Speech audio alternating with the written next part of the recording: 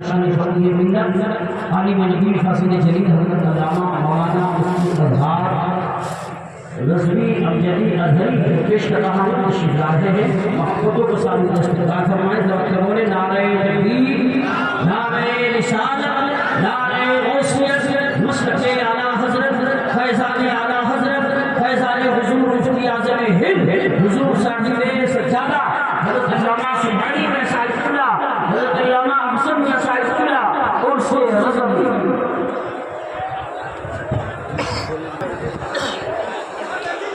معزز سامعین کرام ایک پروگرام افروز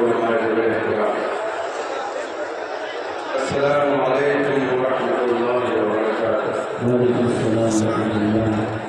الحمد للہ وکفی وسلام علی عباده الذین اصطفی. اما بعد فاعوذ باللہ من الشیطان الرجیم. بسم اللہ الرحمن الرحیم.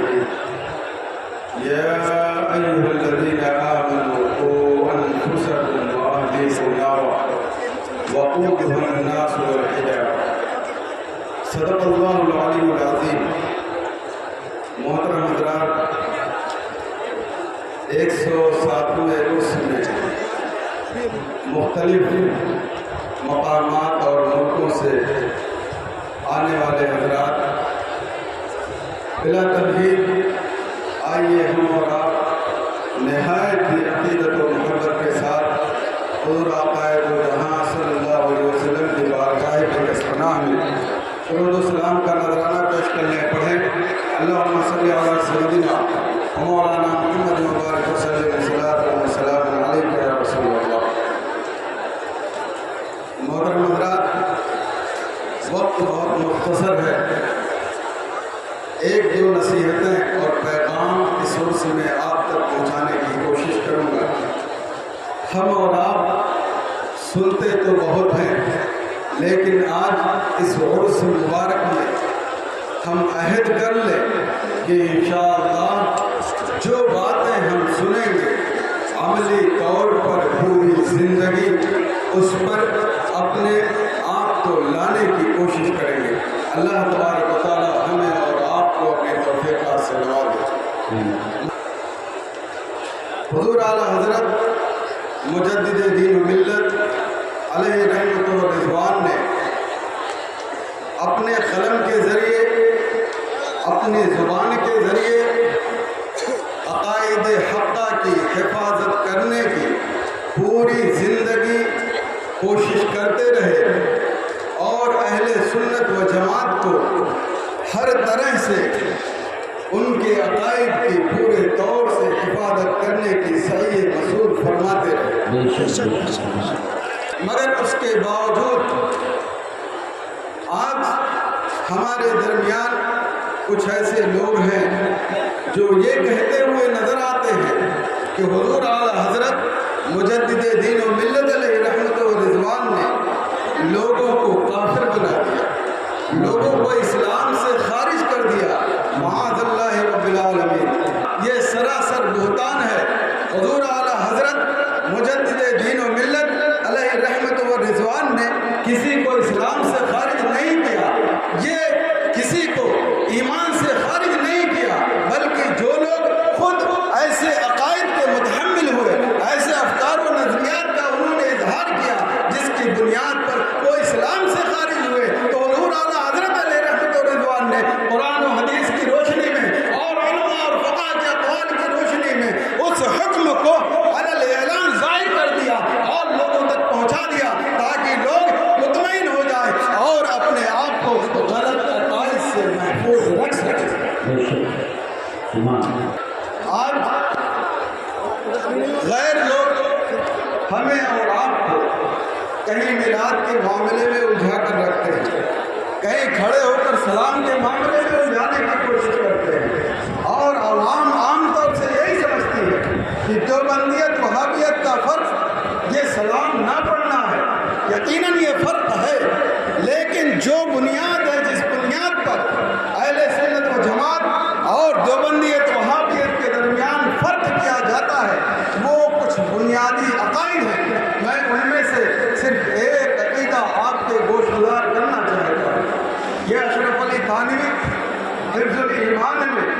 صفحہ نمبر 15 پر کہتا ہے کہ اگر حضور کے بعض علم کو مان لیا جائے کہ انہیں بعض علم غیب تھا، تو ایسا بعض علم زید، عامر، ہر بچے، ہر پاگل، بلکہ تمام بہائم اور حیوانات کو حاصل ہے معاذ اللہ رب العالمین۔ یہ ایسا قول ہے، ایسی بات ہے جس کی بنیاد پر اعلیٰ حضرت مجدد دین و ملت علیہ رحمت و رضوان نے اشرف علی تھانوی اور جو اس عقیدے کو مان کر یقینی طور پر اسے ایکسیپٹ کرتا ہے، ان لوگوں کی تکفیر کو فرمائی اور عرب و عجم کے علماء کرام نے اس پر دستخط کی اور نام بنام تکفیر کی۔ محترم حضرات، یہ ایسا بنیادی عقائد ہے جس کی بنیاد پہ آج دیوبندیت اور اہل سنت و جماعت کے درمیان ہمیں فرق کرنا ضروری ہے، اور ہمیں یہ بھی جاننا ضروری ہے کہ اہل سنت و جماعت کے درمیان اور دیوبندیت کے درمیان یہ فرق کیوں ہے اور کس بنیاد پر ہے۔ محترم حضرات، حضور اعلیٰ حضرت مجدد دین و ملت علیہ رحمت و رضوان نے کسی کو کافر نہیں بنایا، بلکہ کفر کیا گیا تو کفر کا اظہار کر دیا گیا۔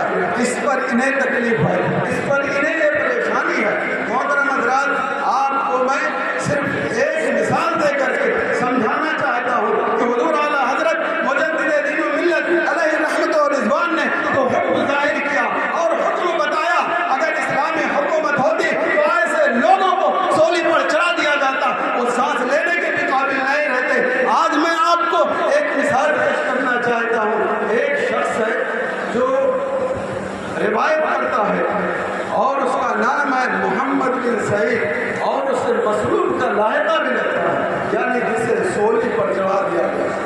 وہ روایت کرتا ہے، انا خاتم النبیین لا نبی بعدی الا ان شاء اللہ، یعنی حضور نے یہ فرمایا کہ میں آخری نبی ہوں اور میرے بعد کوئی نبی نہیں ہے مگر یہ کہ اللہ چاہے۔ یہ مگر یہ کہ اللہ چاہے، یہ محمد بن سعید نے بڑھا دیا کہ اللہ اگر چاہے تو آخری نبی کے بعد کوئی نبی بھی آ سکتا ہے۔ یہ ایسا عقیدہ ہے جو قرآن کے خلاف ہے، حدیث کے خلاف ہے، علماء اہل سنت کے خلاف ہے۔ چنانچہ جب اس نے اس عقیدے کا اظہار کیا تو اس وقت ابو جعفر منصور نے ایسے شخص کو چولی پر چڑھا دیا اور یہ بتا دیا کہ اہل سنت و جماعت کے خلاف جو بھی عقیدہ رکھے گا اس کا حکم بھی بیان کیا جائے گا، اور ایسے عقیدے کی بنیاد پر ایسے شخص کو دنیا میں رہنے کی گنجائش نہیں ہے، اسے سانس لینے کی گنجائش نہیں ہے۔ میں برادرین یہ بتانا چاہتا ہوں کہ اعلیٰ حضرت مجدد دین و ملت علیہ رحمت و رضوان نے اپنی ذمہ داری نبھا کر کے ان کے کفر کا اظہار کیا، اور کہتا ہوں اگر اس دور میں اسلامی حکومت ہوتی تو ایسے عقیدے رکھنے والے کو اس کے زندگی کے ساتھ چھین لی جاتی اور اسے جینے کا کوئی حق بھی نہیں ملتا۔ تو اعلیٰ حضرت علیہ رحمت و رضوان نے کوئی نئی بات نہیں بتائی، بلکہ اس بات کا اظہار کیا ہے جو قرآن سے ثابت ہے، جو حدیث سے ثابت ہے، اور جو علماء اہل سنت و جماعت نے اپنی کتابوں میں درج کیا ہے اس کا اظہار فرمایا ہے۔ اس لیے جو لوگ پروپیگنڈا کرتے ہیں کہ اعلیٰ حضرت کافر بناتے ہیں، کافر بناتے ہیں، ان ساری چیزوں سے آپ اپنے آپ کو محفوظ رکھیں، اور کوئی تردد ہو، کوئی شک ہو تو علماء کے سامنے جانو قلم مستحق کریے اور اپنی فکر اور اپنے افکار و نظریات کو درست کرنے کی کوشش کریے۔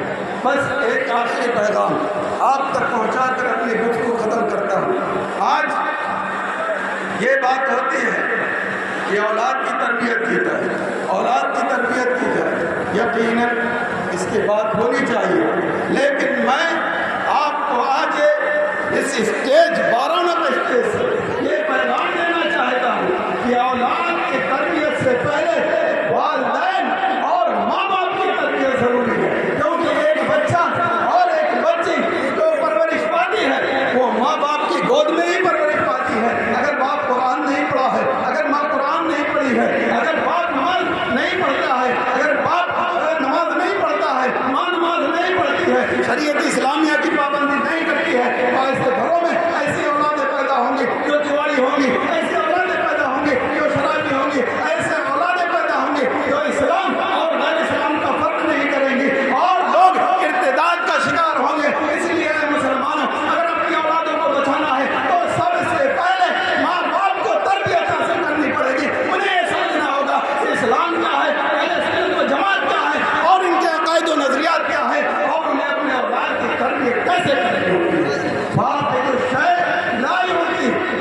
जो चीज़ जिसके पास नहीं होती है वो चीज़ वो कभी नहीं दे सकता है।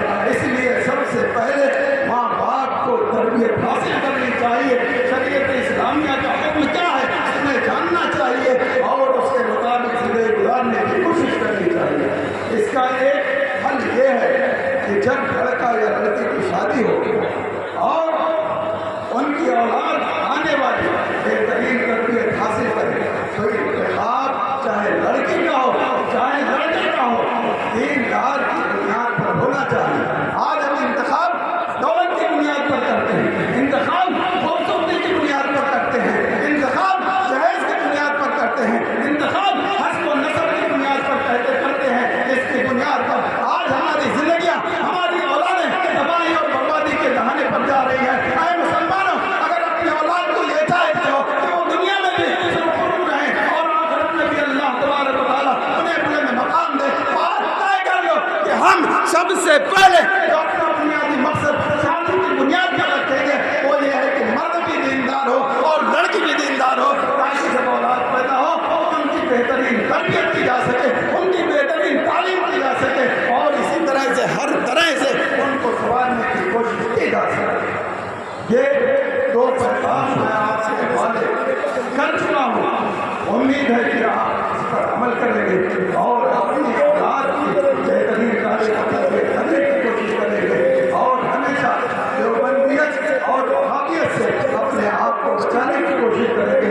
अल्लाह तबारक व तआला हम सबको बजाने आला हज़रत से मालामाल फरमाए और शरीयत इस्लामिया के मुताबिक जिंदगी गुजारने की तौफीक अता फरमाए। आमीन। अस्सलामु अलैकुम व रहमतुल्लाहि व बरकातहू। माशाअल्लाह हमारे ऐसी इस बात और